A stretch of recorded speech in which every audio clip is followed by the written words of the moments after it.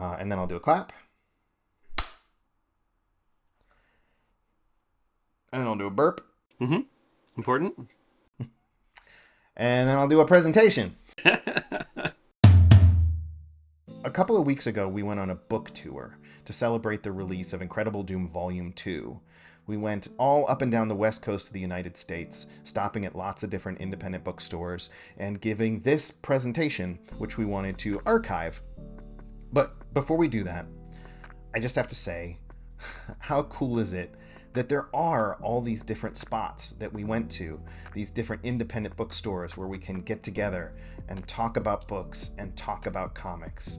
It was really, really awesome to be invited into these spaces, and in some cases, to be the first in-person event in years.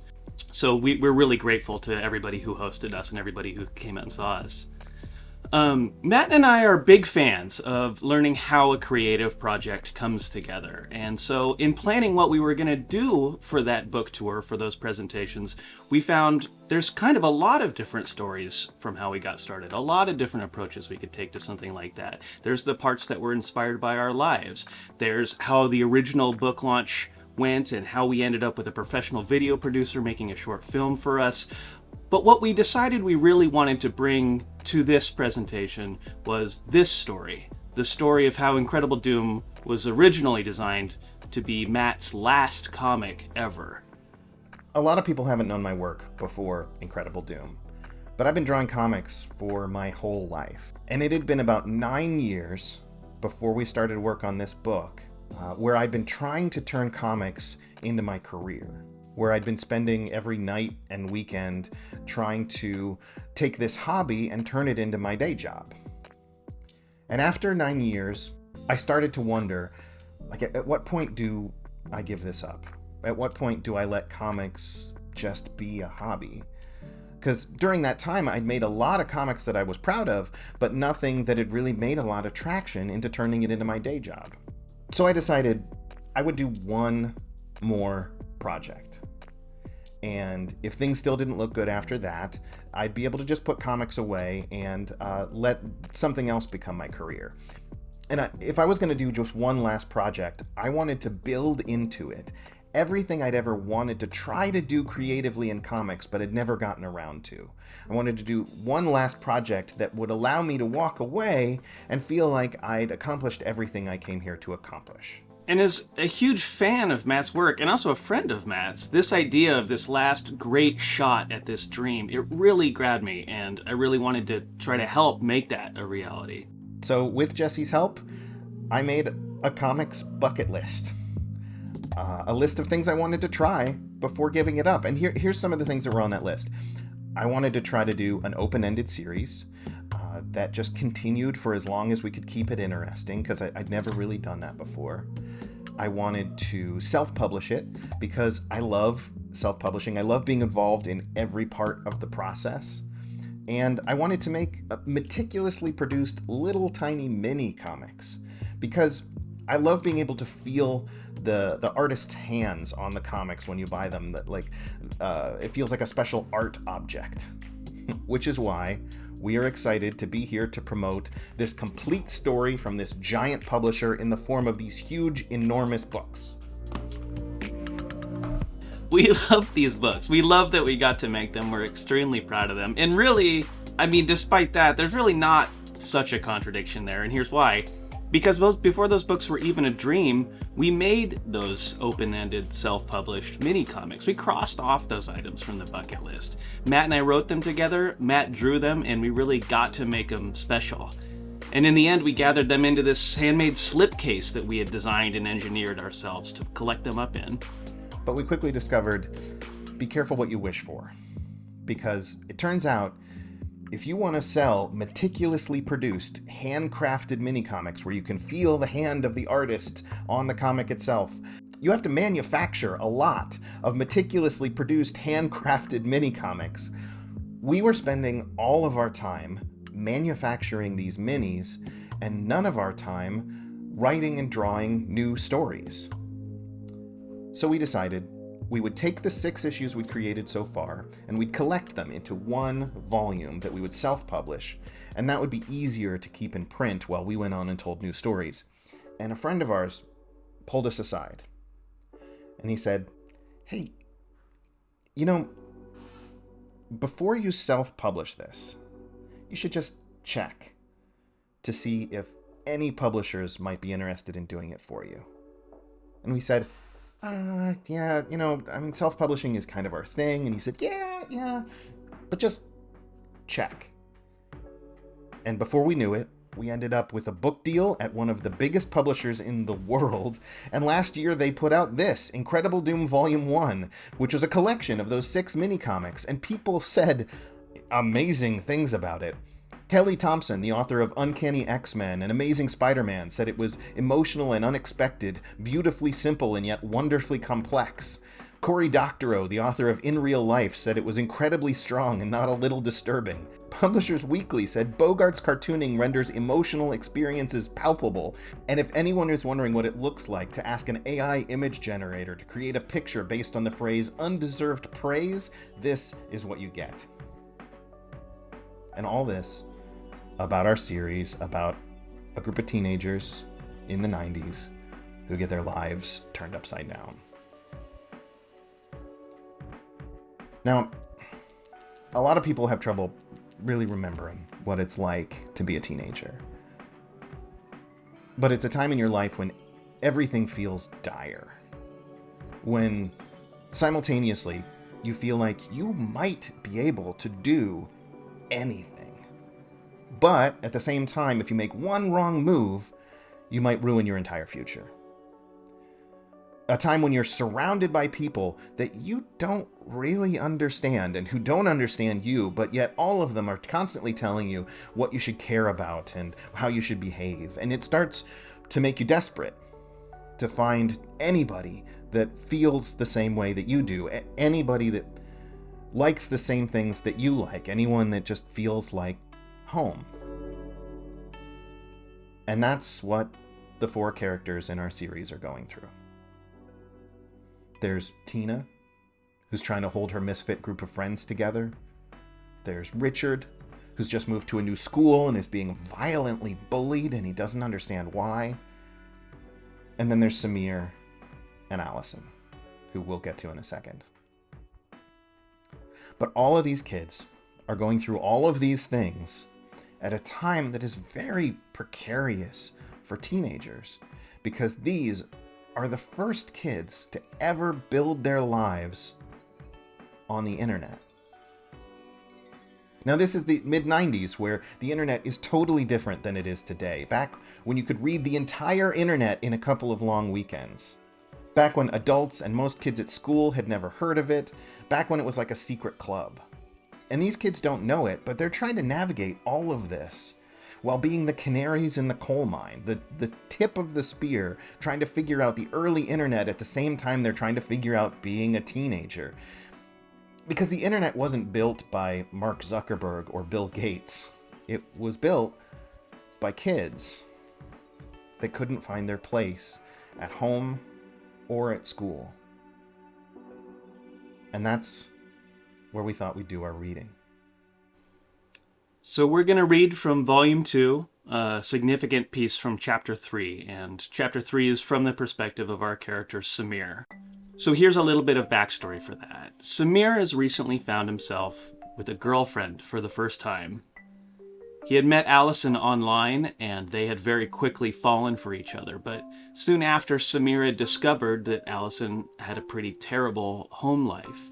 She had been living under the thumb of her father, a horribly oppressive stage magician, and it didn't take much for Samir to persuade Allison that she needed to get away from Dad, that the two of them should run away from home together. And through the early internet, they discovered a flophouse a few towns over that they could stay at. And this is a place known to locals as Evol House. And Evol House is run by a group of punk teens that neither Samir nor Allison had met before. But at this point in the story, they've been living there in the attic for a little while. Coming from that home with that terrible father without any friends for so many years, Allison falls in love with Evol House. She feels free for the first time here. Samir is less certain. And that's where we start in Chapter 3. It's titled Multi-Axis Space Test Inertia Facility. And we start with Samir in a field behind Evol House, and in narration, he says, See, the problem is, I'm an idiot. I mean, I get good grades. I can write a Hello World program in 2 or 3 languages. But for whatever reason, there's a part of me that's just shockingly stupid. I'll give you an example. For most of my life, I was terrified of girls. We flash back to space camp, where an instructor stands in front of a group of students. All right, campers, eyes up front. I know you kids are excited. We all saw this machine in the movie that they made about us here at Space Camp. But before we start with the multi-axis trainer, I've got a surprise for you. Shokafe Nadiri, an aerospace engineer at NASA, is with us today, and she's going to be watching y'all train. A woman in the back of the room chimes in. Hello, everyone. Also, that handsome camper over there is my son, Samir. Mom. All the adults in my life were desperate for me to start liking girls, and I didn't want to. Now, this 3 rings inside ring simulator is based on the multi-axis space test inertia facility used to train actual astronauts. The way they talked about it, it sounded like something out of a zombie movie. A young girl turns around and looks at Samir. Chemicals in my brain would turn against me, and I'd stop caring about everything that mattered and become obsessed with nothing but girls. It spins you on 3 different axes at once, but your stomach is at the center of gravity, so you shouldn't get sick. So I'd force myself not to think about them. The girl says, Hey, if they'd talk to me, I'd keep my answers short and get away as fast as I could. Your mom really works at NASA? What does she do? I don't know. So, who wants to be the first to try? Samir leaps to his feet and says, I'll go. We cut to the present day and see Allison looking into Samir's eyes.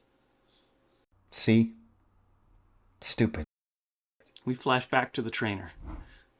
Allison was amazing. We liked all the same stuff. Computers, movies, and even comics, kinda. He spins around. It was wonderful. She wanted to meet IRL, so I skipped school. She needed help getting away from her dad, and I ran away from home with her. I was completely unmoored with her. We cut back to the present day.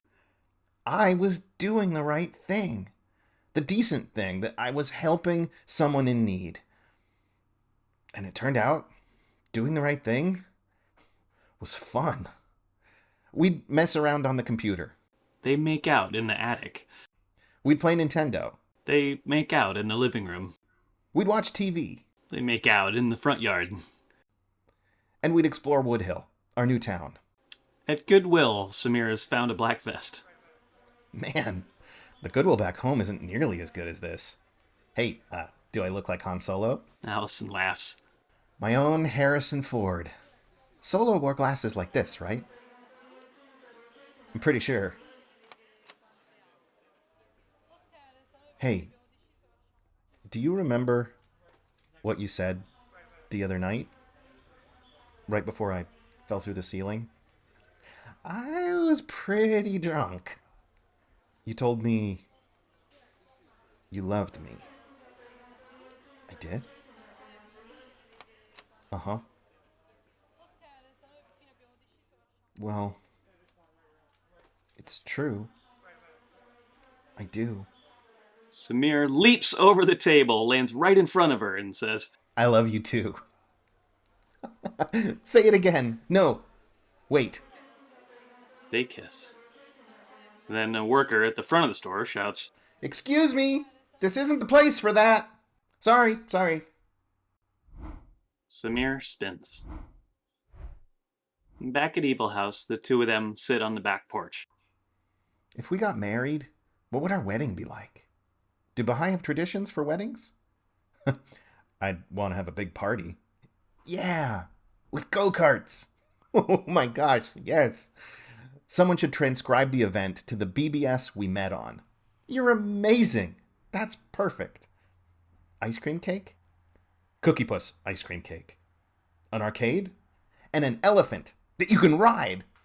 It's like you read my mind. It's like it was meant to be or something. From inside, Tina says. They'd be most of the way there if they just got married at a Chuck E. Cheese. Allison picks a can up off the porch. Here. This is our wedding fund. We'll put all our spare change in here, and pretty soon we'll have enough for the wedding of the century. She writes on the can, Allison and Samir's Arcade High Five Wedding Fund. All right, then. And Samir dumps all of his money in it. Isn't it amazing? A fresh start. Things had been going so well.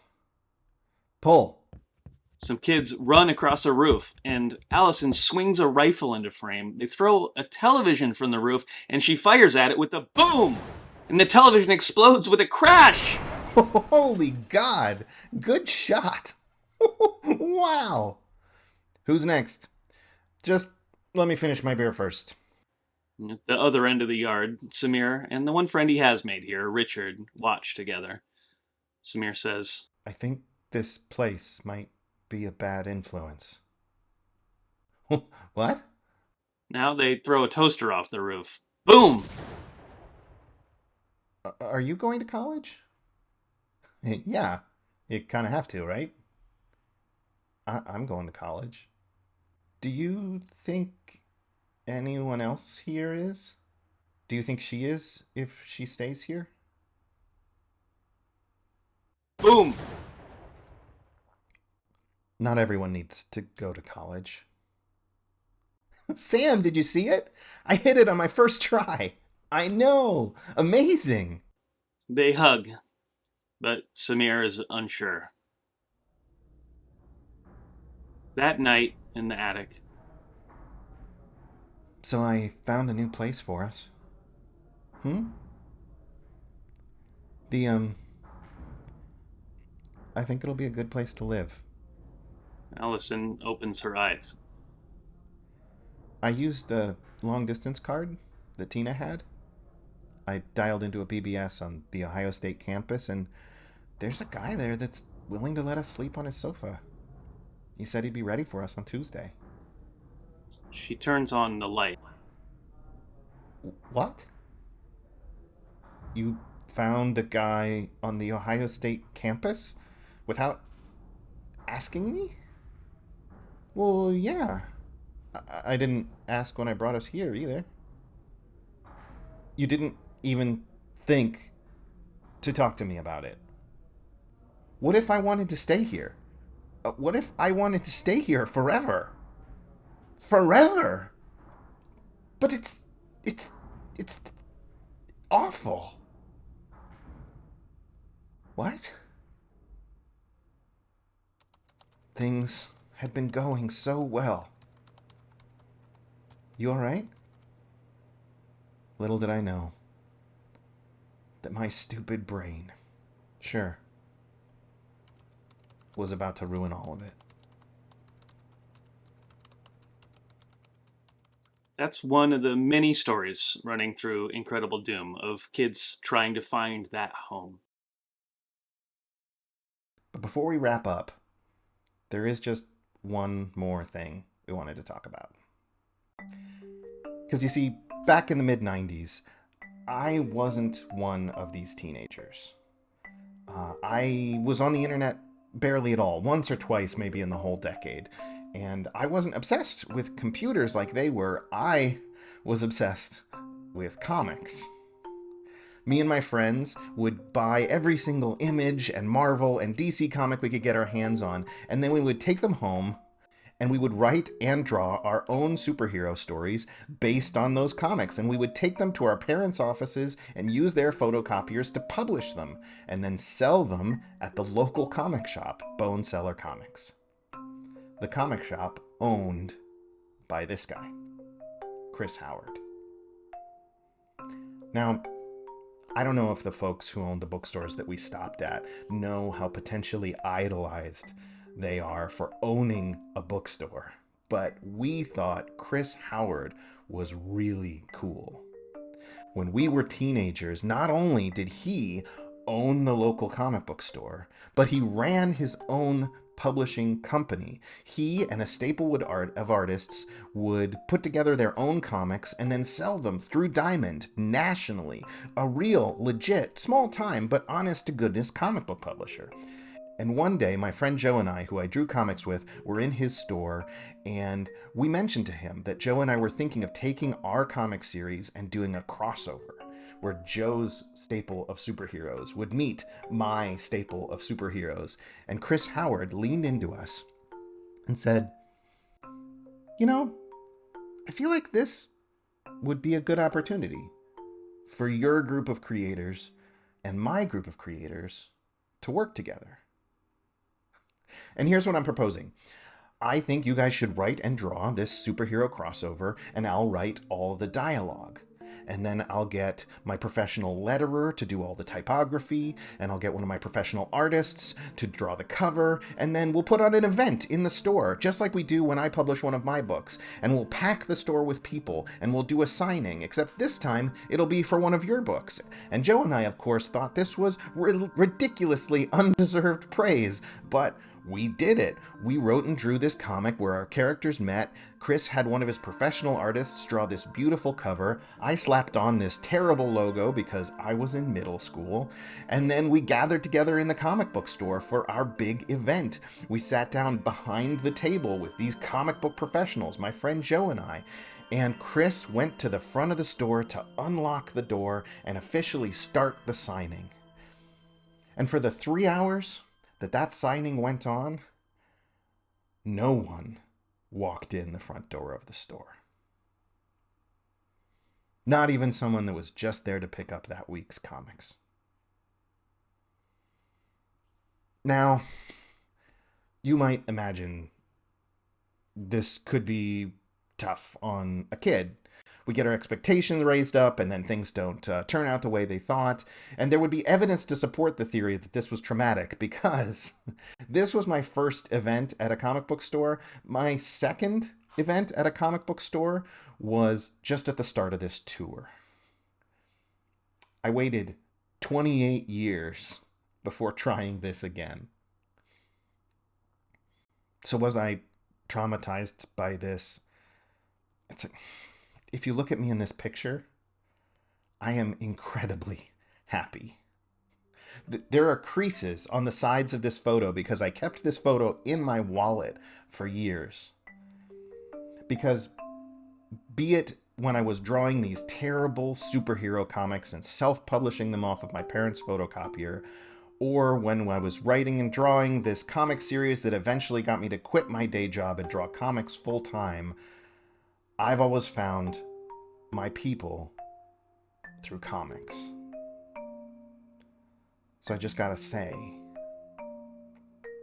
how cool is it that there are places like the stores we stopped at on this tour where people can get together and talk about comics?